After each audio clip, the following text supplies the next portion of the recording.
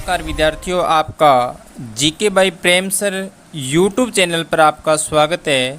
और जो अपने रीट के लिए जियोग्राफी की ऑब्जेक्टिव टाइप सीरीज चल रही है, उसके अंदर आज हमारी जो नेक्स्ट सीरीज है वो शुरू करने जा रहे हैं, जिसमें आज का हमारा पहला क्वेश्चन है कि यूरोपवासी किस ग्रह को या किस ग्रह की पूजा है वो एक देवी के रूप में करते थे। यूरोप के लोग हैं वो हमारे जो 8 ग्रह हैं उनमें से कौन सा ऐसा ग्रह है जिसकी पूजा है वो देवी के रूप में करते हैं।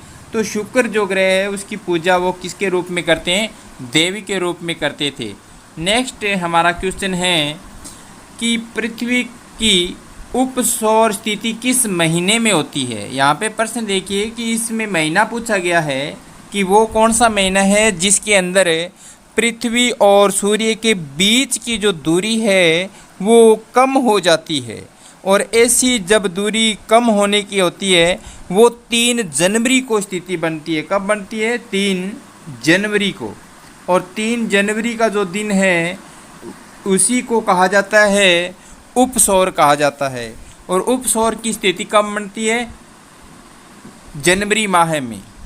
नेक्स्ट हमारा आज का क्वेश्चन है कि पृथ्वी की सबसे जो ऊपर की परत है, पृथ्वी की सबसे ऊपर की परत के लिए सर्वप्रथम श्याल शब्द का प्रयोग किसके द्वारा किया गया था? तो स्वेस है उनके द्वारा सबसे पहले। स्वेस के अंदर भी से आ रहा है स्वेस, और इनके द्वारा सियाल शब्द का प्रयोग सबसे पहले किया गया था। और किसके लिए? कि जो पृथ्वी की जो परत होती है ऊपर की सबसे ऊपरी जो परत है उसके लिए सियाल शब्द का प्रयोग किया गया है। नेक्स्ट हमारा क्वेश्चन है पृथ्वी की किस भाग में निकेल और लोहे की प्रधानता होती है। तो पृथ्वी के अंदर जो कौन सा भाग है जिसके अंदर निकेल और लोहे की प्रधानता होती है? तो वो भाग है नीफे। नीफे के अंदर ये निकेल और लोहे की मात्रा पाई जाती है। नेक्स्ट हमारा क्वेश्चन है कि भूपृष्ठ के किस परत में, भूपृष्ठ के किस परत में बेसाल्ट चट्टानों की आवश्यकता होती है। तो ये जो भूपृष्ठ है उसकी जो सीमा है उस सीमा के अंदर बेसाल्ट चट्टानों की क्या होती है? आवश्यकता होती है। नेक्स्ट क्वेश्चन है हमारा कि पृथ्वी की आंतरिक संरचना के संबंध में महत्वपूर्ण जो जानकारी का स्रोत है वो क्या है। तो अपने जो पृथ्वी है हमारी जो भूमि है उसकी अगर आंतरिक संरचना के बारे में अध्ययन करना है तो हमें भूकंप विज्ञान के बारे में इससे जानकारी प्राप्त हो सकती है। नेक्स्ट हमारा जो क्वेश्चन है कि पृथ्वी के कुल द्रव्यमान का लगभग कितना प्रतिशत मेटल में पाया जाता है। जो हमारी पृथ्वी है उसका यदि द्रव्यमान और मेटल की अगर परसेंट निकालें तो हमारा 68% आता है। कितने परसेंट? 68% है। वो कुल द्रव्यमान का लगभग कितने प्रतिशत मेटल है? तो ये कितना है? 68% है। नेक्स्ट हमारा क्वेश्चन है कि स्थलमंडल का विस्तार कितनी गहराई तक होता है। ये स्थल है और इसका यदि अपने इस गहराई के अंदर बात करें कि स्थलमंडल कितनी गहराई तक है तो विद्यार्थियों 100 किलोमीटर गहराई तक जो स्थिति है वो स्थलमंडल की मानी जाती है। इसलिए हमारा डी ऑप्शन इसका सही हो जाएगा।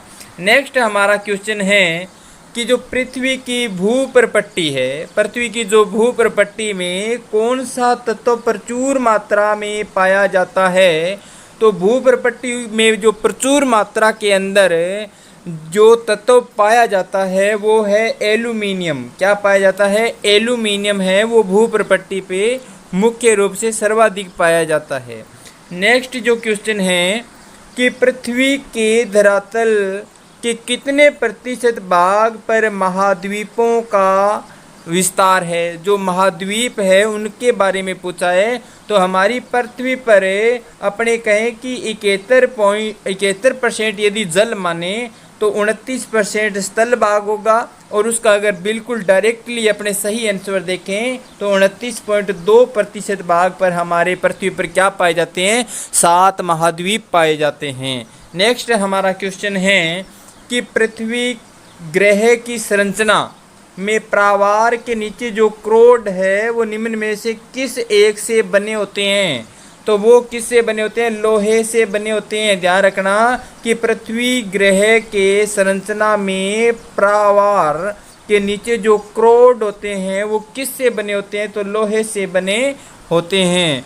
नेक्स्ट हमारा क्वेश्चन है कि पृथ्वी की 3 सकेंद्री परतों में, पृथ्वी की जो 3 सकेंद्री परतें हैं उन परतों के ऊपर से दूसरी परत का नाम क्या है? यहाँ ध्यान दे, दूसरी परत का नाम पूछा है कि पृथ्वी के जो सकेंद्री परतें हैं, जो केंद्र के ऊपर की जो परतें हैं, उनमें जो एक को छोड़कर दूसरी परत है उसका नाम क्या है? तो उसका नाम है सीमा। और नेक्स्ट हमारा क्वेश्चन है कि कुल अक्षांशों की संख्या कितनी है? तो जो कुल अक्षांश रेखाएं होती है, और अक्षांश रेखाएं हमारे ग्लोब के अंदर इस प्रकार की जो पूर्व से पश्चिम में या पश्चिम से पूर्व की ओर खींची गई ग्लोब पर जो काल्पनिक रेखाएं होती है उनकी संख्या 180 होती है। अब नेक्स्ट अपने बात करते हैं कि देशांतर रेखाओं की संख्या कितनी होती है? तो देशांतर रेखाएं, ये हमारा ग्लोब है और उस पर ये 0 डिग्री देशांतर रेखा है, और इसी के समांतर इस प्रकार की जो देशांतर रेखाएं जो समय और स्थिति का निर्धारण करती है वो संख्या 360 होती है। 360 होती है कौन सी? देशांतर रेखाएं।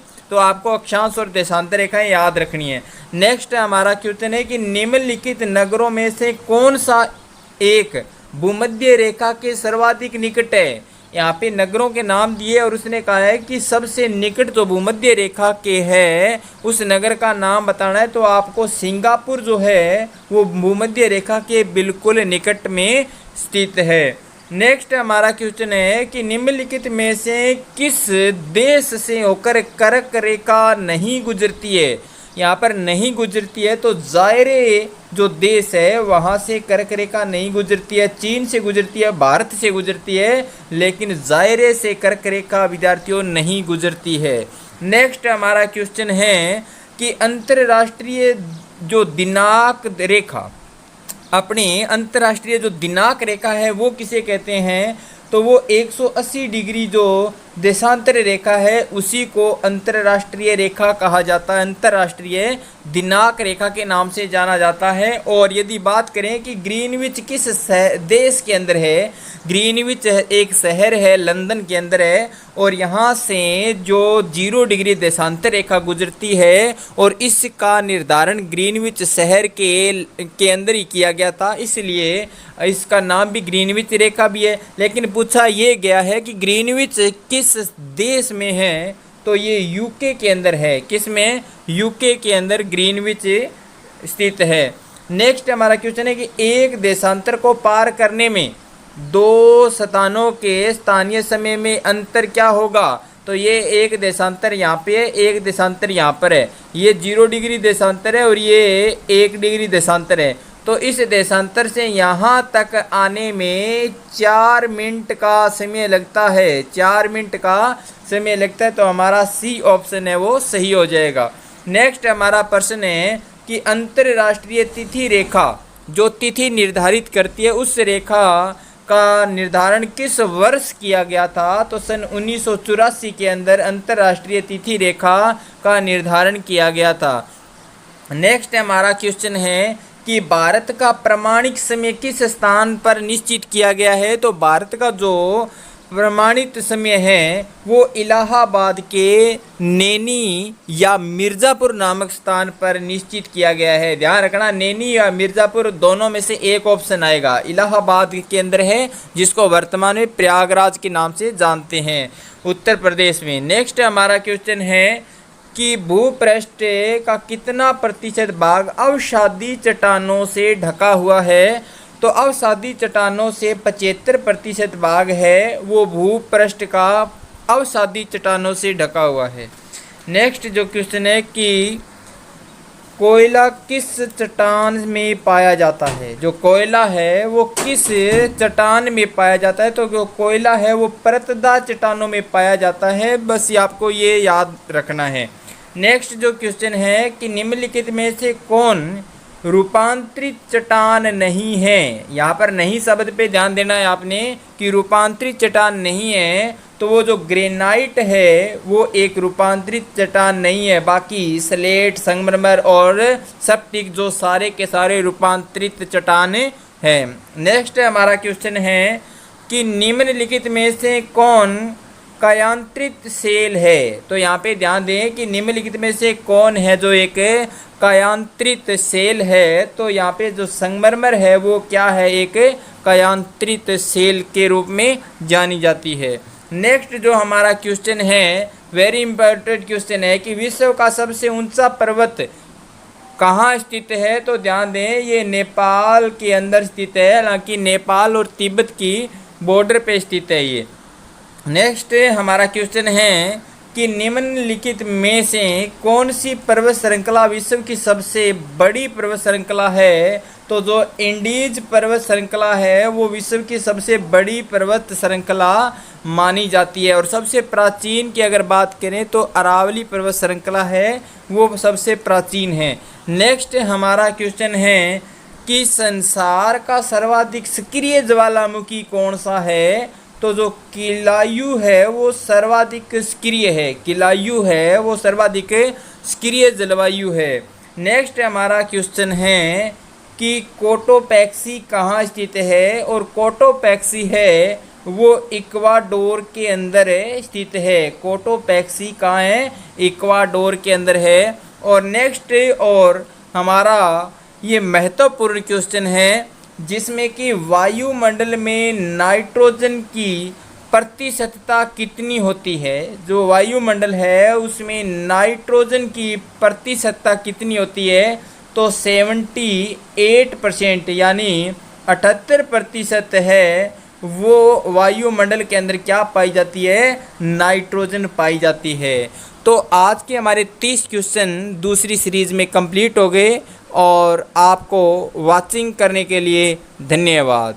चैनल को लाइक सब्सक्राइब करना न भूलें। आपका पुनः एक बार धन्यवाद।